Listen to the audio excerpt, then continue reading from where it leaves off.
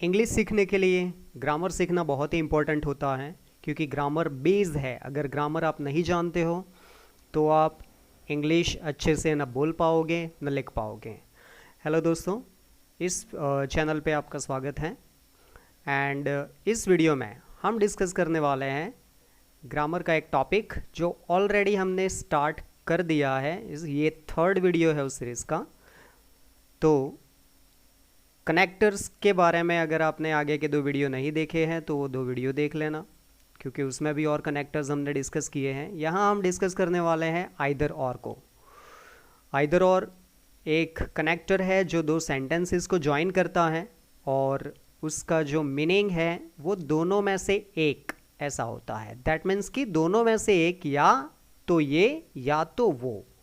So this is important to understand कि जब choice करने की बात होती है तो ऐसे बहुत सारे वर्ड्स हैं जो हम यूज़ करते हैं। तो यहाँ पर हम आज सीखेंगे आइदर और उसका मीनिंग है दोनों में से एक, या तो ये या तो वो। तो कुछ एग्जांपल्स यहाँ पर है, एग्जांपल्स से ही हम डिस्कस करेंगे और सारी चीज़ें मैं आपको बताऊँगा। लेकिन इंपॉर्टेंट चीज़ ये होती है कि जब एग्जांपल लिखते हैं, आई मीन यहाँ पर डिस्कस करेंगे, तो उसके साथ साथ मैं बहुत सारी चीज़ें मैं बताऊँगा जो आपको नोट डाउन करनी है। ओके, तो वीडियो एंड तक देखना है अगर आपको ये टॉपिक अच्छे से सीखना है तो। So let us begin with the first example. तो आपको जैसा कि फर्स्ट एग्जांपल दिख रहा है, रेखा कैन डू इट। 2 एग्जांपल दिए हुए हैं, and Reena can do it. ये 2 अलग अलग एग्जांपल हैं। तो रेखा कैन डू इट मीन्स रेखा ये कर सकती है, Reena can do it Reena ये कर सकती है। अब इन दोनों सेंटेंसेस को अगर हम आइदर और से जोड़ेंगे तो एग्जाम्पल का आंसर लिखा हुआ है, लेकिन जो मैं चीज़ें बताऊंगा वो चीज़ें आपको याद रखनी है कि जब आप 2 सेंटेंसेस को आइदर और से जोड़ते हो तो ज्वाइन करते हो, तो इम्पोर्टेंट चीज़ ये होती है कि आइदर और एक साथ में नहीं लिखा जाता है। पहली तो ये बात, और दूसरी ये बात कि आपको कहाँ यूज़ करना है आइदर और कहाँ यूज़ करना है और। अगर यही आपको पता नहीं है, आप कहीं पर भी यूज़ नहीं कर सकते। Rekha can do either it, Reena can do or it, ऐसे यूज़ नहीं कर सकते। So this is important to understand कि आप आइदर कहाँ यूज़ करोगे और कहाँ यूज़ करोगे और कैसे सेंटेंस को ज्वाइन करोगे और कैसे मीनिंगफुल सेंटेंस बनाओगे, क्योंकि मीनिंगफुल सेंटेंस बनना ग्रामेटिकली इंपॉर्टेंट होता है। अगर मीनिंगफुल सेंटेंस आपने सही तरीके से फ्रेम नहीं किया है तो सेंटेंस का कोई मीनिंग नहीं निकलेगा, और that is why sentence will be wrong, गलत होगा। तो यहाँ पर देखो, ऊपर के एग्जाम्पल में कौन से पार्ट एक जैसे है और कौन से पार्ट अलग जैसे है ये देखना है। तो रेखा इसमें सब्जेक्ट है, इसमें रीना, दोनों अलग अलग है। लेकिन पीछे का जो सेंटेंस का पार्ट है, फ्रेज है, कैन डू इट, ये सेम है। तो ये जो अलग पार्ट है उसको हम ज्वाइन करेंगे आइदर और से। तो क्योंकि ये सब्जेक्ट ही चेंज है, इसीलिए हमारी शुरुआत आइदर से होगी, ये याद रखना है ना। क्योंकि सब्जेक्ट ही डिफरेंट है, इसीलिए हम आइदर से स्टार्ट करेंगे। तो आइदर रेखा, फिर क्योंकि ये दोनों अलग है तो दोनों के बीच में फिर आएगा और रीना कैन डू इट। पीछे कोई चेंज नहीं होगा, सिर्फ उसी दोनों वर्ड के बीच में हमें आइदर और का यूज़ करना है जो डिफरेंट हो, क्योंकि दूसरे पार्ट सेम जैसे होंगे। सेंटेंस का कुछ पार्ट सेम जैसा होगा और कुछ पार्ट डिफरेंट होगा। ठीक है, तो यहाँ पर हमारा आंसर बना आइदर रेखा और रीना कैन डू इट। पीछे के पार्ट में कोई चेंज नहीं हुआ, ये आपको देखना है कि रेखा या रीना दोनों में से एक ये कर सकती है। ठीक है, एक चीज़ इंपॉर्टेंट है कि आइदर और के साथ हमेशा हेल्पिंग वर्ब जो यूज़ होता है, यहाँ तो मॉडल यूज़ हुआ है इस सेंटेंस में, लेकिन हेल्पिंग वर्ब जो यूज़ होता है वो सिंगुलर यूज़ होता है। ठीक है, तो ये एक एग्जांपल मैंने बता दिया। सेकंड एग्जांपल देखो, he will go to Delhi. तो ये एक सेंटेंस है, और दूसरा सेंटेंस है he will go to Chandigarh. अब इन दोनों सेंटेंसेस को जब हम ज्वाइन करेंगे तो सबसे पहले आपको ये देखना है कि कौन से पार्ट सेम है, कौन से पार्ट डिफरेंट है। तो देखो, इसमें भी ही विल गो है, इसमें भी ही विल गो टू है। तो सेंटेंस में जो सेम पार्ट है वो पहले आपको लिख लेना है। तो यहाँ पर हमने इतना लिख दिया, ही विल गो टू। अब ये दोनों डिफरेंट है, तो ये दोनों को आइदर और से जोड़ेंगे। तो फर्स्ट जो नेम है उसके आगे आइदर, और फिर फर्स्ट नेम सेकंड नेम है उसके आगे और। तो he will go to either Delhi और चंडीगढ़। ठीक है, तो ये हमारा आंसर बन गया। हमने दोनों सेंटेंसेस को ज्वाइन कर दिया, क्योंकि ये जो सेम पार्ट है he will go, he will go to, he will go to, he will go to, उसको हमने एक ही पार्ट में चेंज कर दिया। दैट मीन्स कि उसको एक ही बना दिया, और फिर ये दोनों डिफरेंट वर्ड है उसको हमने ज्वाइन किया। दैट मीन्स कि वह दिल्ली जाएगा, वह चंडीगढ़ जाएगा।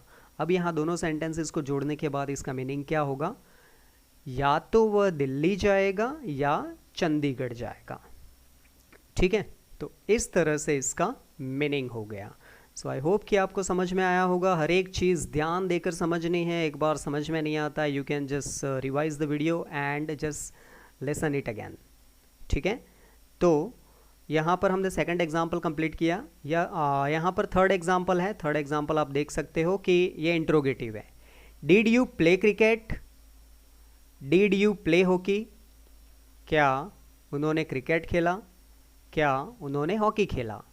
तो ये दोनों इंट्रोगेटिव सेंटेंसेस को हम ज्वाइन करेंगे। तो देखो सबसे इंपॉर्टेंट पार्ट है कि सेम पार्ट कौन से है, did you play, did you play, तो वो तो हम लिख देंगे, उसमें कोई चेंज नहीं होगा। अब ये दोनों अलग अलग है, क्रिकेट एंड हॉकी। तो क्रिकेट के आगे आइदर लिख दिया हमने और हॉकी के आगे भी आइदर लिख दिया। तो ये हमारा आंसर हो गया कि did you play either cricket और हॉकी। तो इसका मीनिंग क्या होगा, मीनिंग याद रखना इंपॉर्टेंट है कि वे क्रिकेट खेले या हॉकी। ये इसका ट्रांसलेशन है, वे उन्होंने क्रिकेट खेला या हॉकी। ठीक है, तो ये इंपॉर्टेंट हो जाता है कि ये दोनों में से किसी दो चीज़ में से, दो पर्सन में से, दो प्लेस में से किसी एक की चॉइस करनी होती है। ओके, तो ये हमारे एग्जाम्पल हैं। आगे और एग्जाम्पल देखते हैं, बट इम्पॉर्टेंट ये चीज़ है कि आपको ध्यान रखना है अच्छे से कि किस तरह से आंसर्स बनते हैं। ओके, तो थर्ड एग्जाम्पल हमने देख लिया था। अब हम फोर्थ एग्जाम्पल की तरफ आगे बढ़ते हैं। तो फोर्थ एग्जाम्पल यहाँ पर है कि Mohan will go to school, और ये और एग्जाम्पल है दूसरा, Mohan will stay at home. तो दोनों सेंटेंस में सिमिलरिटी कौन सी है, कौन से वर्ड में, सब्जेक्ट में। देखो दोनों में सब्जेक्ट सिमिलर है, फिर हेल्पिंग वर्ब भी सिमिलर है। ठीक है, तो हम यहाँ तक तो लिख देंगे। तो मोहन विल लिख दिया। अब देखो यहाँ से अलग पार्ट है, go to school, stay at home. तो अब जो पार्ट अलग है हम उसके आगे आइदर यूज करते हैं। तो Mohan will either go to school और स्टे एट होम। इसका ट्रांसलेशन क्या होगा, ट्रांसलेशन आप वीडियो पॉज करके लिख सकते हो, सोच सकते हो। मोहन या तो स्कूल जाएगा या फिर घर पे रुकेगा, क्योंकि यहाँ पर दोनों ही वर्ब अलग है, क्योंकि दोनों की क्रिया अलग हुई है। स्कूल जाने की बात है और घर पे रुकने की बात है, तो इसीलिए वर्ब भी इसमें इंक्लूड होगा। इसमें देखो दोनों में थर्ड एग्जाम्पल में इसमें सिमिलरिटी है वर्ब में, इसीलिए हमने एक ही वर्ब लिखा। यहाँ पर दोनों अलग अलग वर्ब लिखने का रीज़न ये है क्योंकि दोनों सेंटेंस में अलग अलग वर्ब यूज़ हुए हैं, दैट इज़ वाई। ठीक है, अब ये लास्ट सेंटेंस है जो हमने यहाँ पर ट्रांसलेट करना है हिंदी में। तो किस तरह से आप ट्रांसलेट करोगे, आप वीडियो पॉज करके इस सेंटेंस का ट्रांसलेट खुद कर सकते हो। So it is important for you, और फिर आप यहाँ कंपेयर कर सकते हो अपने सेंटेंस से कि आपने करेक्ट सेंटेंस लिखा है कि नहीं लिखा है। तो देखो यहाँ पर सेंटेंस है, लड़के या तो हिंदी पढ़ेंगे या फिर सो जाएंगे। तो यहाँ पर जो सब्जेक्ट है वो बॉयज़ आएगा। ठीक है, अब सबसे इंपॉर्टेंट चीज़ होती है, देखो हर एक ग्रामर के टॉपिक में टेंसेस इंपॉर्टेंट हो जाते हैं।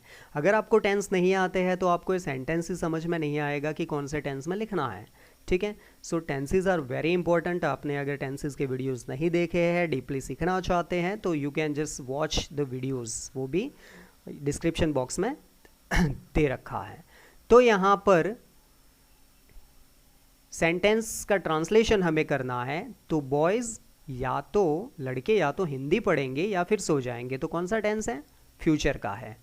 ठीक है, तो यहाँ पर हम किस तरह से सेंटेंस लिखेंगे, तो किस तरह का सेंटेंस है, ये एफर्मेटिव सेंटेंस है। बॉयज आइदर स्टडी हिंदी, अब यहां पर आएगा और, ठीक है। अब और एक वर्ब है, क्योंकि दोनों ही क्रियाएं अलग अलग है। देखो यहां पर हिंदी पढ़ने की है और यहां सो जाने की है, तो इसीलिए हम वर्ब के आगे आइदर लिखेंगे, और यहां पर भी वर्ब आएगा, तो सोने का इंग्लिश होता है स्लीप। तो ये हमारा सेंटेंस बना। लेकिन एक चीज़ मैं यहाँ पर भूल गया, क्योंकि ये सेंटेंस फ्यूचर का है, इसीलिए हम यहाँ पर विल लिखेंगे। तो boys will either study Hindi और स्लीप, या तो हिंदी पढ़ेंगे या फिर सो जाएंगे, ठीक है। तो इस तरह से आप आइदर और का यूज़ करके दो सेंटेंसेस को ज्वाइन कर सकते हो। So this is important for you to understand कि किस तरह से आइदर और का यूज़ होता है। अब हम एक और वर्ड है जिसका यूज़ करने वाले हैं यहाँ पर, जिसको डिस्कस करने वाले हैं, वो है नाइदर नॉर। तो नाइदर नॉर भी आइदर और की तरह ही यूज़ होता है, लेकिन एक चीज़ याद रखनी है कि जो नाइदर नॉर है वो सिर्फ नेगेटिव या इंट्रोगेटिव नेगेटिव, सिंपल नेगेटिव या इंट्रोगेटिव नेगेटिव, दैट मीन्स कि जिस सेंटेंस में नॉट होगा उसमें ही वो ज्वाइन होगा, ठीक है। तो ये याद रखना है। दैट मीन्स कि इसमें नेगेशन है, कि इसमें जो बात होती है वो हम नेगेटिव सेंटेंस में करते हैं, और जो आइदर और होता है वो सिर्फ एफर्मेटिव और इंट्रोगेटिव में यूज़ होता है, WH में भी, लेकिन वो नेगेटिव में यूज़ नहीं होता है, वो याद रखना है। तो यहाँ पर फर्स्ट एग्जाम्पल दिया हुआ है, the banks are not open today and the post offices are not open today, ठीक है। तो इन दोनों सेंटेंसेस को ज्वाइन करना है। देखो आइदर और नाइदर नॉर का यूज़ तो सेम है, इसलिए आपको जब अगर आइदर और समझ में आ गया होगा तो नाइदर नॉर अच्छे से समझ में आ जाएगा, उसमें एक्सप्लेन करने की ज़रूरत नहीं है कि इसमें सेम पार्ट कौन से हैं, are not open today, are not open today. अलग अलग पार्ट कौन से हैं, बैंक्स एंड पोस्ट।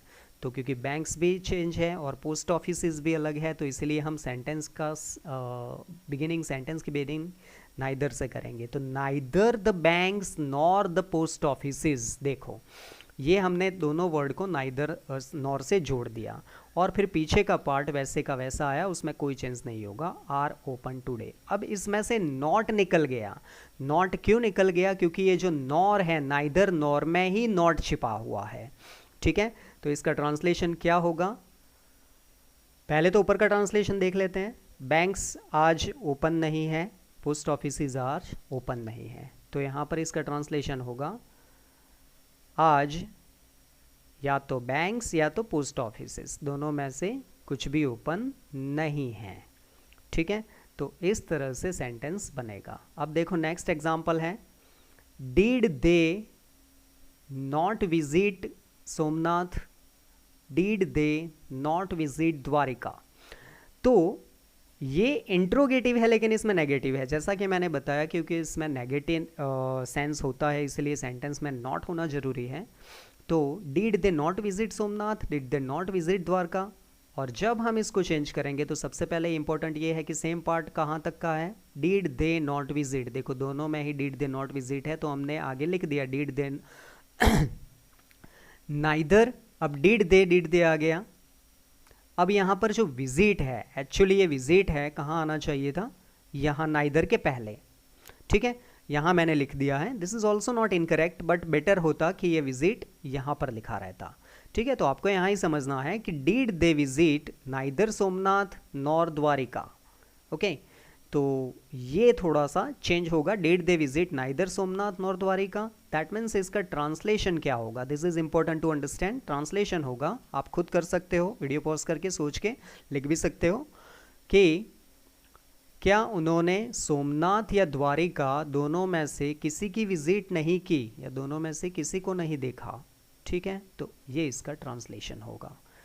तो इस तरह से नाइदर नॉर का यूज़ होता है। अब जैसा कि मैंने आपको बताया कि this is same like either और, अब यहाँ पर फर्स्ट एग्जाम्पल यहाँ पर दिया हुआ है, एज यू कैन सी कि you can not read English, you can not speak English. ठीक है, अब यहाँ पर देखो यू कैन नॉट, तो यहाँ पर यू कैन आएगा, नॉट तो आएगा नहीं। ठीक है, तो यहाँ पर हम नाइदर यूज़ कर लेंगे नॉट की जगह पर, तो you can neither read English nor speak English. English यहाँ पर सेम है, लेकिन क्योंकि वो वर्ब के बाद में दिया हुआ है इसीलिए वो चेंज नहीं होगा, है ना। तो you can neither read English nor speak English. तो इसका ट्रांसलेशन क्या होगा, पहले तो इसका देख लेते हैं कि आप इंग्लिश पढ़ नहीं पाते हो, आप इंग्लिश बोल नहीं पाते हो। तो इसका ट्रांसलेशन होगा, आप ना इंग्लिश पढ़ पाते हो ना बोल पाते हो, दोनों में से कुछ नहीं कर पाते हो। ठीक है, तो इस तरह से हमारा ट्रांसलेशन इस सेंटेंस का हो गया। तो आपको अब इस सेंटेंस को चेंज करना है, इंग्लिश में ट्रांसलेट करना है नाइदर नॉर का यूज़ करके। तो किस तरह से करोगे, तो जैसा कि ऊपर बताया सेम स्ट्रक्चर है, कोई चेंज नहीं है, बस आपको ध्यान रखना है कि स्ट्रक्चर और साथ में टेंस। वो पढ़ाई भी नहीं कर रहा है ना ही सो रहा है। ठीक है, तो सब्जेक्ट कौन है, ही। अब कौन सा टेंस है, दिस इज़ इम्पोर्टेंट। देखो जैसा कि मैंने कहा टेंसेज इम्पोर्टेंट है, सभी सेंटेंसेस के बेस पे ही टेंसेज के बेस पे ही सेंटेंसेस लिखे जाते हैं। तो वो पढ़ाई भी नहीं कर रहा है ना ही सो रहा है, तो कौन सा टेंस है पहले तो ये आइडेंटिफाई करना है, और कौन सा पार्ट सेम आएगा। तो ये है कर रहा है, प्रेजेंट कंटिन्यूअस। आप वीडियो पॉज करके सेंटेंस को खुद लिख सकते हो और फिर कंपेयर कर सकते हो। तो ही इज, अब यहाँ पर नॉट आएगा, ही इज नॉट स्टडिंग, है ना। लेकिन क्योंकि हम नॉट नहीं लिखेंगे, नाइदर से ज्वाइन करना है, तो यहाँ पर क्या आएगा, नाइदर आएगा। तो यहाँ पर हम लिखेंगे नाइदर, ही इज नाइदर। अब क्या कर रहा है, अब क्योंकि दोनों ही सेंटेंस में वर्ब अलग अलग है, he is not studying, ing verb आएगा। ठीक है, he is not studying। अब आएगा नॉर, अब यहां ही नहीं आएगा, नॉर स्लीपिंग। ठीक है, he is neither studying nor sleeping, न वह पढ़ाई कर रहा है न वह सो रहा है। ठीक है, ऐसे भी ट्रांसलेशन होगा, वो पढ़ाई भी नहीं कर रहा है ना ही सो रहा है। तो इस तरह से हम नाइदर नॉर का यूज़ करके सेंटेंस को बना सकते हैं। आप कोई भी एग्जाम्पल ले सकते हो, दोनों एग्जाम्पल इस तरह से, और सेंटेंस का यूज़, सेंटेंस में आइदर और नाइदर नॉर का यूज़ कर सकते हो। इंपॉर्टेंट चीज़ ये होती है याद रखने की कि आइदर और एफर्मेटिव और इंट्रोगेटिव सेंटेंस में यूज़ होता है, और नाइदर नॉर जो है जिसमें नॉट आता है उसमें, क्योंकि उसमें नेगेटिव सेंस होता है इसलिए। तो आई होप कि आपको अच्छे से समझ में आ गया होगा। आइदर और नाइदर नॉर का यूज़ आप खुद एग्जांपल्स बना सकते हो, ट्रांसलेशन हिंदी में और फिर उसके इंग्लिश में ट्रांसलेट कर सकते हो। तो जितनी प्रैक्टिस करोगे उतना आपके लिए बेनिफिशियल रहेगा। सो आई होप कि आपको ये वीडियो बहुत ही अच्छा लगा होगा, और हम जल्द ही नए वीडियो के साथ में मिलेंगे। और keep practicing, because practice is very important, very necessary to study English, to speak and to write English. Okay, till then take care. Thank you very much for watching this video.